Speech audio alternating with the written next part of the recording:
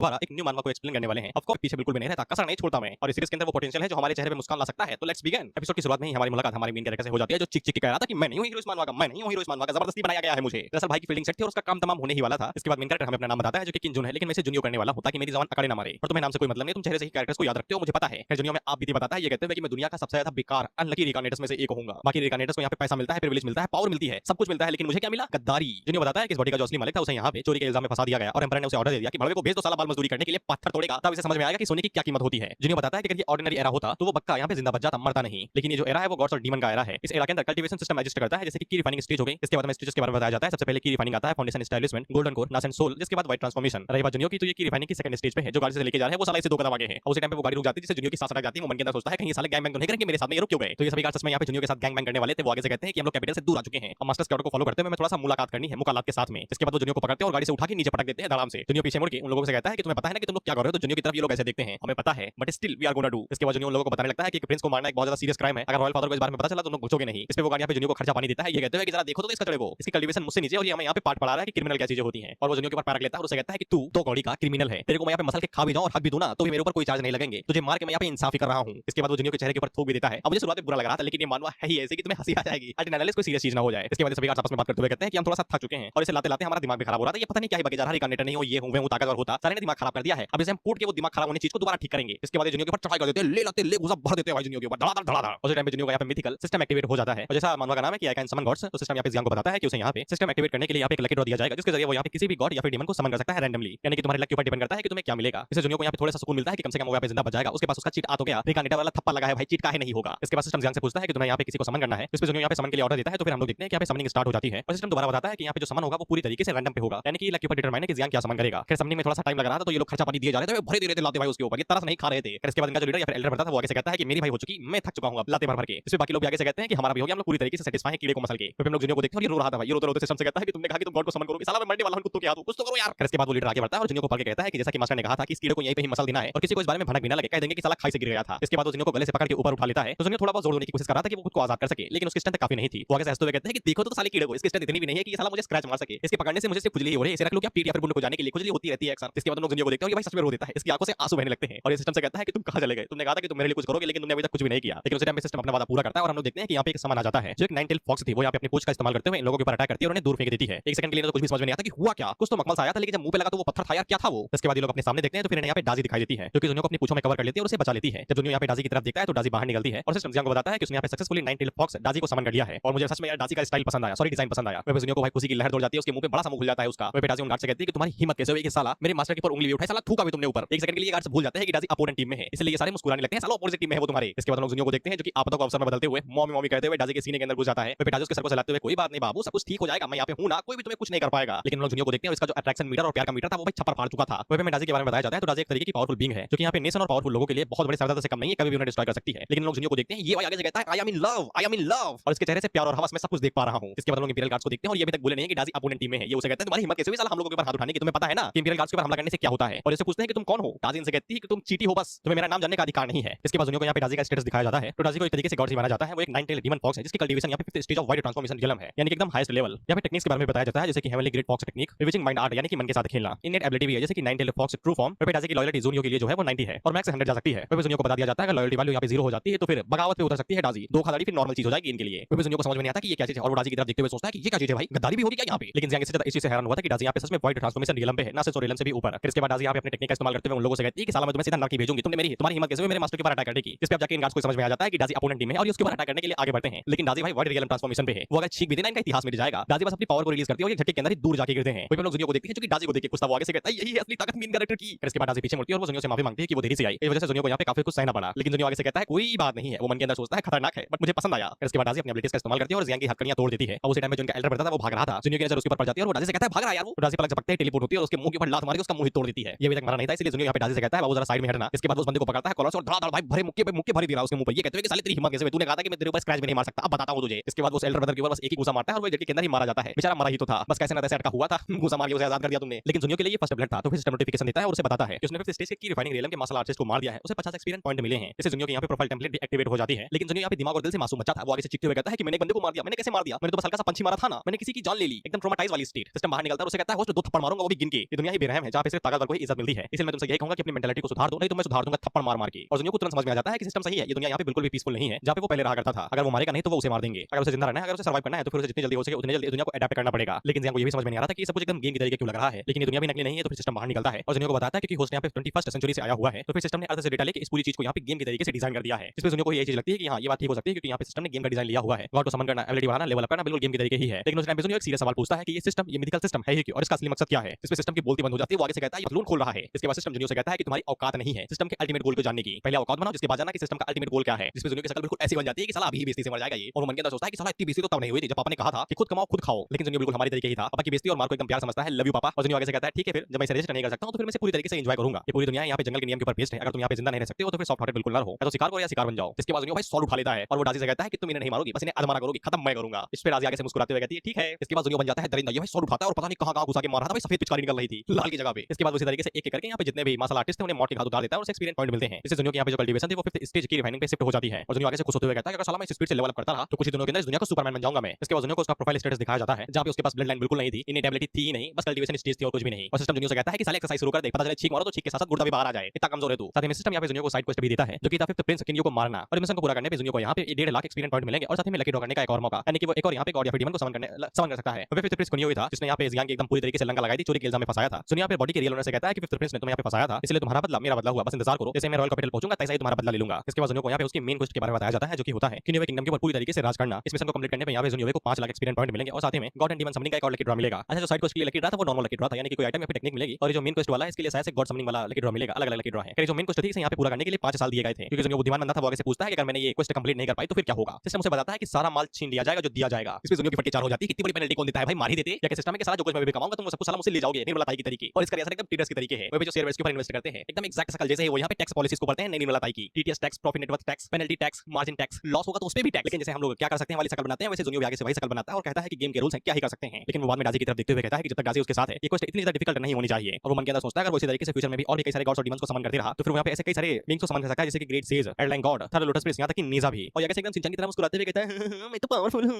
इसकी खुशी का ठिकाना नहीं है, मुंह के बल गिर जाएगा तब भी मुस्कुराते रहेगा ये इतना को सहते टाइम पे, क्योंकि दुनिया ने यहाँ पे अपना फर्स्ट ब्लड इस्तेमाल किया था, बेसिकली पहला किल, तो फिर उसे यहाँ पे रैंडम ड्रॉ दिया जाता है। अब रैंडम ड्रॉ के अंदर कुछ भी निकल सकता है, कुछ भी से मतलब कुछ भी, तुम्हारे क्रश की सीक्रेट इन्फॉर्मेशन से लेकर दादाजी की प्राइवेट प्रॉपर्टी तक कुछ भी। एग्जाम को लकी ड्रॉ के अंदर से जो मिलता था वो थी रेतीली पंछी, असली नाम है इनफिनाइट डेजर्ट ईगल, बेसिकली कट्टा, one of the favourite weapon of mine. हालांकि दुनिया को पता था कि कट्टा कैसे काम करता है, वो यहाँ पे सिस्टम से पूछता है कि दुनिया के अंदर ये काम भी करेगी, साला उनकी छाती लोहे की है, रिफ्लेक्ट मार देगी। तो फिर सिस्टम यहाँ पे जियांग को बताता है कि रेतीली पंछी यहाँ पे अपग्रेडेड वर्जन है, इसको यहाँ पे सिस्टम ने ट्रांसफॉर्म कर दिया है, इसकी जो बुलेट्स होंगी वो यहाँ पे जियांग की ट्रू की से निकलेंगी, बेसिकली अनलिमिटेड सप्लाई, गोली खरीदने की जरूरत ही नहीं है, बॉडी से बनती है। सिस्टम जियांग को बताता है रेतीली पंछी इस्तेमाल करने के लिए जियांग को यहाँ पे अपनी ट्रू की को निकालना पड़ेगा और गन के अंदर कंडेंस यानी कि एकदम पतला करना पड़ेगा। इसके बाद वो जैसे यहाँ पे घोड़ा दबाएगा खट से भाई गोली निकलेगी। दुनिया बिल्कुल ऐसा ही करता है और जब वो शूट करता है तो भाई सामने की तरफ दीवार में छेद हो जाता है। दैट्स अमेरिकन कल्टीवेशन टेक्निक और कोई भी इसके खिलाफ जीत नहीं सकता है। मैं दुनिया एकदम मनमोहित हो जाता है, वो आगे से कहता है कि साला इसको अपने हाथ में पकड़ने का मतलब ये है कि मेरे पास स्मॉल आर्टिलरी है और ऊपर से साली तो रिकॉइल भी नहीं करती है। अगर तुम्हें आर्टिलरी के बारे में नहीं पता है, अगर कैसा प्लान खेलते हो तो फिर पता होगा, लेकिन आर्टिलरी को यहाँ पे ऐसी मशीन को कहा जाता है जो कम से कम 4 से 5 फीट होती हैं और इनकी जो बुलेट्स होती हैं वो कम से कम नॉर्मल बुलेट के मुकाबले में काफी ज्यादा बड़ी होती है, पंजे के मुताबिक या फिर उससे छोटी, पता नहीं। लेकिन कमाल की बात ये है कि गोलियां चलाती नहीं बल्कि बरसाती है खटाखट खटाखट राहुल गांधी के मीम के तरीके। लेकिन कमाल की बात ये नहीं कि ये गन बढ़िया है, कमाल की बात ये है कि गन ही अपनी गन के साथ रखता है। भाई ऐसा ना करिए, अगर दो गन आपस में टकराएंगे तो एक धाराशायी हो जाएगी। अब मुझे यहाँ पे एक मूवी का सीन याद आ रहा है, ढूंढता हूँ मिल जाएगा तो लगा दूंगा पक्का। मेरी फुट गया।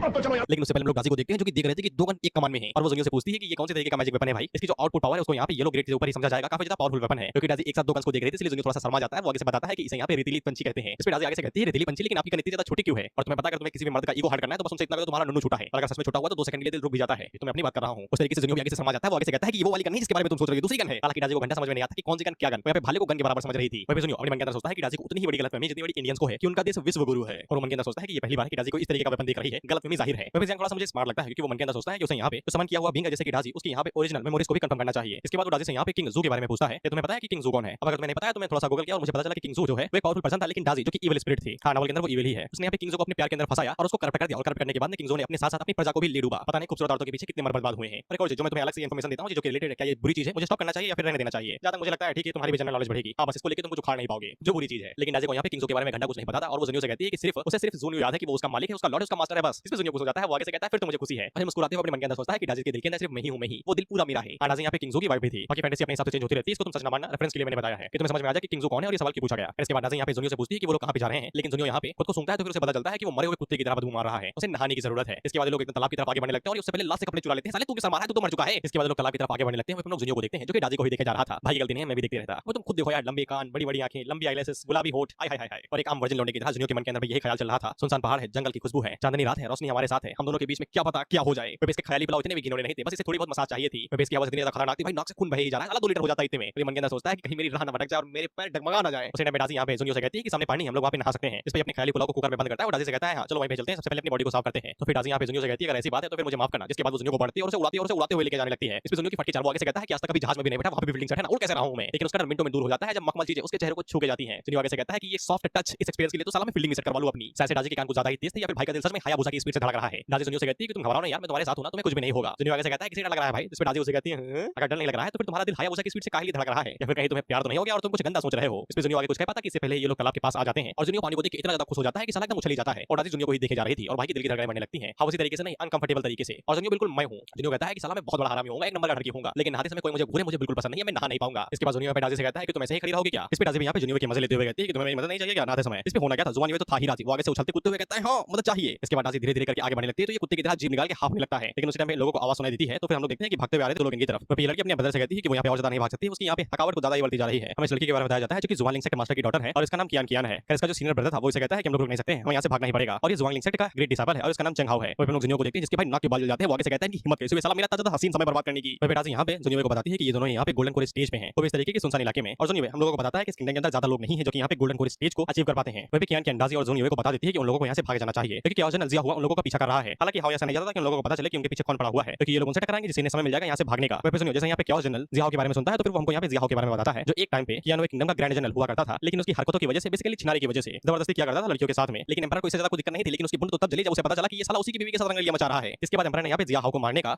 ऑर्डर दिया। Empire got taste of their own medicine, लेकिन इन द एंड जियाओ यहाँ से बच निकला और उसे कुछ भी नहीं हुआ। जिसके बाद उसने यहाँ पे भागावा शुरू कर दी। इसके बाद उसने जो भाई आतंक मचाया, चोरी डकैती खून पुन, ये तो नॉर्मल चीजें थी उसके लिए। उसी तरीके से मौज काटा करता बिना किसी दिक्कत के, लेकिन उसकी इमेंस स्ट्रेंथ की वजह से कोई भी उसके खिलाफ खड़ा नहीं हो सकता था। तो भाई ने इसी तरीके से मौज काटती रही। वही जुनियो अपने मन के अंदर सोचता है अगर वो यहाँ पे जियाओ का सर अपने साथ ले जाए तो फिर उसके पास मौका रहेगा कि वो यहाँ पे अपने नाम को दोबारा हासिल कर सकता है। इसके लिए ये प्रिंस है ना, सॉरी रियल बॉडी ओनर, वो प्रिंस है ना, तो ये अपनी पोजीशन को हासिल कर सकता है। वह जब चंग हाओ यहाँ पे डाजी की तरफ देखता है तो वो उसको देखता ही रह जाता है। मैंने यहाँ पे तुम लोगों को डाजी की माइंड टेक्निक के बारे में बताया था, इसलिए जुनियो के अलावा जो भी यहाँ पे डाजी को देखेगा डाजी उसके लिए एक नॉर्मल ह्यूमन बीइंग रहेगी, लेकिन खूबसूरती को छुपाया नहीं जा सकता है। तो वो खूबसूरत तो अभी भी है, इसलिए हाउ से देखता ही रहता है। वही हम लोग साइड में जुनियो को देखते जिसके चल रही थी। इसके बाद वो डाजी को साइड में करते हुए उन लोगों से कहता है भागो ना, भाग जो रहे थे, रुके क्या हुए हो। इस पे कियान कियान जुनियो से कहती है कि हमने यहाँ पे तुम्हें बताया और तुम लोग यहाँ से भाग नहीं रहे हो, इस तरीके से रिएक्ट करोगे क्या। और वो लोग यहाँ पे जुनियो से कहने लगते हैं कि मरना है तेरे को, मौसम डर नहीं लगता। इस पे जुनियो आगे से कहता है किसने पूछा तुमसे मुझे यहाँ पे बताने के लिए, मैंने पूछा क्या। और वैसे भी जियाओ मेरे सामने कुछ भी नहीं, कीड़ा है कीड़ा, मसल दूंगा अंगूठे से। इस पे ये दोनों अपने मन के अंदर सोचते हैं कि ये साला अपने आप को समझता क्या है। वो अपने मन के अंदर सोचता है कि ये भिखारी जिससे यहाँ पे बदबू आ रही है ये इसमें कोई मार्शल आर्टिस्ट हो सकता है। इसके बाद कियान कियान आगे से कहना शुरू करती है कि जिया हाओ एक पावरफुल पर्सन है और एक कल्टीवेटर भी, जहाँ पे गोल्डन कोर रियलम पे है। उसके मुकाबले में जुनियो बस एक कीड़ा है कीड़ा जिसको वो अपनी उंगली के साथ ही मसल देगा। इसके बाद इसी तरीके से वो जिया हाओ के बारे में और भी कुछ कहती है, लेकिन मैं नहीं कहूंगा क्योंकि उस टाइम पे उसका बड़ा भाई हाओ से कहता है कि अरे भागो बहन भागो, हमें अपनी जान बचानी है, इनको कुछ बताओगे तो ये उल्टा हमें ही गाली देंगे। लेकिन उस टाइम पे यहाँ पे जिया हाओ आ जाता है जो कि उन लोगों से कहता है भागो, कहां भागो भाई। और वो आते हैं यहाँ पे अपने भाले से एंट्री मारता है और जमीन को तोड़ देता है। क्यों तोड़ा भाई, जमीन भाई खेती करने के लिए रहती है वो। इसके बाद हमें जिया हाओ के नाम के बारे में बताया जाता है पर हमें नाम पता चल चुका है तो नहीं जानो तुम लोग। फिर जुनियो अपने मन के अंदर सोचता है कि ये गोल्डन कोर रियलम पे अगर मैं इसे मार दूं तो फिर मुझे कितने एक्सपीरियंस पॉइंट मिलेंगे। वही हम लोग हाओ को देखते हैं और इसके ऊपर कुछ ज्यादा ही डर हावी हो जाता है तो ये क्लीन बोल्ड हो जाता है। इसको देख के कियान कियान यहाँ पे जुनियो के ऊपर चढ़ जाती है। जुनियो उसे कहता है हटो यार, सबको ना मुझसे बदल गया, थोड़ी ना हटो। फिर जिया इन लोगों को देख रहा था, वो मन के अंदर सोचता है सहन सोध, मैं अपने मारने के लिए आया और ये मेरे ऊपर ध्यान नहीं दे रहे हैं, साला मैं झक मार रहा हूं क्या यहाँ पे। लेकिन तभी उसकी नजर यहाँ पे डाजी के ऊपर पड़ती है और वो मन के अंदर सोचता है ये मेरी होनी चाहिए। फिर डाजी को घिनौनी नजर महसूस हो जाती है और वो उसे कहती है कि दोबारा घूर के देखा तो आंखें खींच के निकालूंगी। लेकिन जिया को कोई फर्क नहीं पड़ता, वो आगे से कहता है कि जितना ज्यादा तीखा मसाला सुबह में निकलेगा उतना ही ज्वाला। फिर जुनियो डाजी से कहता है कि थोड़ा सा सांस रख के जिंदा छोड़ देना, मैं वैसे निपटूंगा। डाजी आगे से कहती है ठीक है। जिसके बाद वो जिया के ऊपर अटैक करने के लिए आगे बढ़ती है और उसके ऊपर बस एक ही अटैक मारती है और वो उतना गाती था जिया को उसके पूरा इतिहास याद दिलाने के लिए। एक ही अटैक में ये भड़वा उड़ते हुए दूर जाके गिरता है। इसके बाद इसका सारा प्यार गुस्से में बदल जाता है और ये डाजी से कहता है कि मैं तेरे को मार देगा। जिसके बाद ये अटैक करने के लिए आगे बढ़ रहा था और वो डायरेक्ट डाजी के ऊपर यहाँ पे अपनी ब्लेड से अटैक करता है तो डाजी 2 उंगलियों के साथ में उसकी ब्लेड को ही ब्लॉक कर लेती है। इसको देख के ये दोनों आगे से कहते हैं सो स्ट्रांग। फिर डाजी जिया को उठा के नीचे ही पटक देती है किसी सुअर की तरीके, चल हट, इस तरीके से कहते हुए। इसके बाद वो जिया को एकदम बालों से पकड़ते और घसीटते हुए जियान के सामने लाके पटक देती है। ये कहते हुए लीजिए अब आपकी बारी। लेकिन जिया पूरी तरीके से हार चुका था। वो उन लोगों से पूछता है कि तुम लोग कौन हो। जुनियो उसे कहता है कि मैं तुम्हारे बारे में जानता हूं और शुक्रिया यहाँ तक आने के लिए। इस पे जिया आगे से कहता है कि कुत्तों की तरह मारते हो और बाद में कहते हो शुक्रिया, ये कैसा एप्रिसिएशन है भी। फिर डाजी जुनियो से पूछती है कि हमें इसके साथ क्या करना चाहिए माय लॉर्ड। इसको सुन के जिया को झटके लगते हैं। वो मन के अंदर सोचता है कि ये यहाँ पे इस कमजोर को अपना माय लॉर्ड कर रही है जो कि यहाँ पे की रिफाइनिंग सिर्फ 4th लेवल पे है और वो मन के अंदर सोचता है अगर वो यहाँ पे जुनियो को होस्टेज बना ले तो फिर वो यहाँ पे डाजी को सबमिट करने के लिए मजबूर कर सकता है और उसके साथ खेल भी सकता है। बेसिकली बुंड फटे तो फटे नवा भी ना घटे। लेकिन लोग जुनियो को देखते हैं जो कि आगे से देसी कट्टा बाहर निकाल लेता है और आगे से कहता है करना क्या है, मार देंगे और क्या करेंगे। फिर जुनियो के मन के अंदर बस एक ही चल रही थी कि एक्सपीरियंस पॉइंट मिलेंगे, एक्सपीरियंस पॉइंट मिलेंगे। और जिया को जैसे ही मौका मिलता है तो वो तुरंत यहाँ पे जुनियो के ऊपर हमला करता है। ये तो तेरी जिंदगी मेरी होगी। फिर सभी लोग एकदम सीरियस हो जाते हैं कि पक्का यहाँ पे जुनियो को कुछ हो जाएगा। लेकिन उसी टाइम पे वो बंदा भाई आगे से रेतीली पंच इस्तेमाल करता है और जिया के सर के अंदर छेद कर देता है। No one can beat American cultivation technique. जिया मरते हुए यही सोचता है कि ऐसा कैसे हो सकता है। बोला तो अमेरिकन कल्टीवेशन टेक्निक के सामने कुछ भी नहीं टिकेगा। फिर जुनियो चैन की सांस लेते हुए कहता है कि अच्छा हुआ कि मैंने जल्दी रिएक्ट कर दिया, नहीं तो मेरी लाश उठती आज यहाँ से। फिर जिया वो जियाहो को मारने के बदले में 10,000 एक्सपीरियंस पॉइंट मिलते हैं, क्योंकि जुनवे को यहाँ पे 10,000 एक्सपीरियंस पॉइंट मिले थे, तो फिर वो डायरेक्ट यहाँ पे फाउंडेशन रियलम की 4th स्टेज पे डायरेक्ट थ्रू कर लेता है और उसे यहाँ पे एक लॉटरी ड्रॉ भी दिया जाता है जो कि